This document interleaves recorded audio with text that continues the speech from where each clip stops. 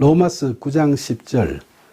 그뿐 아니라 또한 리브가가 우리 조상 이삭 한 사람으로 말미암아 임신하였는데, 바울은 약속의 자녀 즉 참 이스라엘에 대해서 이야기를 하면서 전 시간에는 아브라함의 아들 이삭을 예로 들었죠. 그런데 하나님께서 아브라함이 여종 하갈을 통해서 이스마엘을 낳았음에도 불구하고 이렇게 사라의 몸을 통해 이삭을 낳게 하시고 또 그를 약속의 자녀라고 말씀하신 이유가 무엇일까요? 하갈은 여종에 불과했고 사라가 정실 부인이라서 그러셨을까요? 아닙니다. 애굽 사람 하갈은 이방 신을 믿는 여인이었고, 사라는 하나님께서 택하신 아브라함의 아내로 남편과 함께 하나님의 뜻에 따라 약속의 땅을 찾아가는 신실한 여인이었죠. 그런 신실한 여인임에도 불구하고 그녀는 현실을 무시할 수 없었기 때문에 폐경이 된 자기 대신 여종 하갈을 통해 남편의 자식을 갖게 하려고 했었고, 하나님께서 자신에게 아들을 주시겠다고 약속하실 때에도 비식 웃기까지 했죠.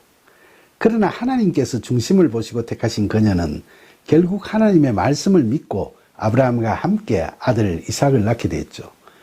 이것은 하나님께서는 인간의 공로나 외부적인 요건에 의해 구원을 선택하시는 게 아니고 우리 각자의 중심을 보시고 선택하시는 분이심을 잘 보여주고 있는 사례죠. 바울은 하나님의 주권적인 선택에 대해서 이야기를 이어갑니다. 로마서 9장 11절. 그 자식들이 아직 나지도 아니하고 무슨 선이나 악을 행하지 아니한 때에 택하심을 따라 되는 하나님의 뜻이 행위로 말미암지 않고 오직 부르시는 이로 말미암아 서게 하려 하사. 로마서 9장 12절. 리브가에게 이르시되 큰 자가 어린 자를 섬기리라 하셨나니. 창세기 25장 21절로 26절에 보면 리브가가 쌍둥이를 임신을 하게 되는데 이 두 아이가 태 속에서 서로 세게 싸웠죠. 그래서 리브가가 하나님께 이걸 어쩌죠 하고 묻게 됩니다. 하나님께서는 태중에서 서로 먼저 나가려고 싸우는 두 아이를 보시면서 강한 집념을 보이는 야곱을 더 눈여겨보시게 됐죠. 그래서 리브가에게 두 국민이 너 태중에 있구나. 두 민족이 너 복중에서부터 나누이리라. 이 족속이 저 족속보다 강하겠고 큰 자가 어린 자를 섬기리라고 하셨죠. 실제로 야곱의 집념은 리브가 몸 안에서 나올 때 자신의 손으로 에서의 발꿈치를 잡고 있었던 데에서도 알 수 있죠.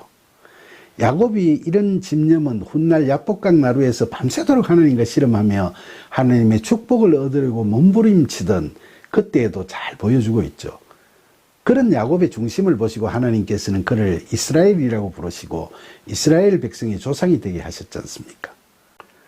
이런 창세기 이야기를 토대로 바울은 11절에서 아직 에서와 야곱이 리브가의 태중에 있어 나지도 않은 상태이니까 선이나 악을 행하지 않았다고 전제하죠.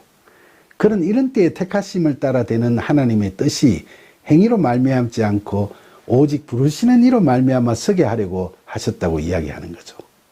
바울은 하나님의 주권적인 선택을 강조하면서 형 에스가 동생 야곱을 섬기게 될 거라고 하나님께서 말씀하셨다고 합니다. 그러나 그럼에도 불구하고 만약 하나님께서 아무런 기준 없이 자의적으로 누구는 선택하시고 누구는 유기하셨다면 그건 공의로우신 하나님을 제대로 이야기하는 게 아닐 수도 있지 않겠습니까? 그러니까 여기서도 우리가 하나님께서 인간의 행위를 보시지 않고 그 중심을 보신다는 말씀을 기억해야 하겠죠.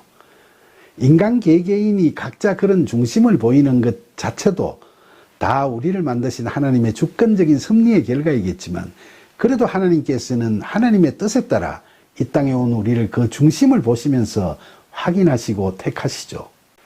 로마서 9장 13절. 기록된 바 나는 야곱은 사랑하고 에서는 미워하였다 하신가 같으니라. 바울의 이 말씀은 말라기 1장 2절에서 선지자 말라기가 하나님께서 그렇게 말씀하셨다고 이야기한 것을 인용한 거죠. 그런데 종교개혁가 칼뱅은 바울의 이 말씀을 토대로 애정론이라는 신학적 주장을 했죠.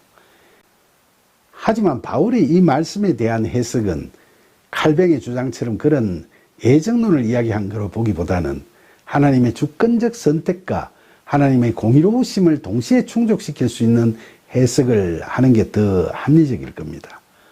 왜냐하면 우선 창세기에 보면 25장 28절에서 이삭은 에서를 사랑하고 리브가는 야곱을 사랑하였더라 라고 기록되어 있을 뿐이고 하나님께서 그렇게 하셨다는 말씀은 없죠. 그리고 헬라어 원어 성경을 보면 13절에 사랑하고 미워했다는 동사들이 아오리스트 시제니까 순간적으로 그랬다는 거죠. 그러니까 하나님께서 미리부터 그렇게 예정하시고 차별하셨다는 게 아니라 태중에 있는 야곱의 열정을 보시면서 그때 큰 자가 어린 자를 섬기리라고 하신 거죠.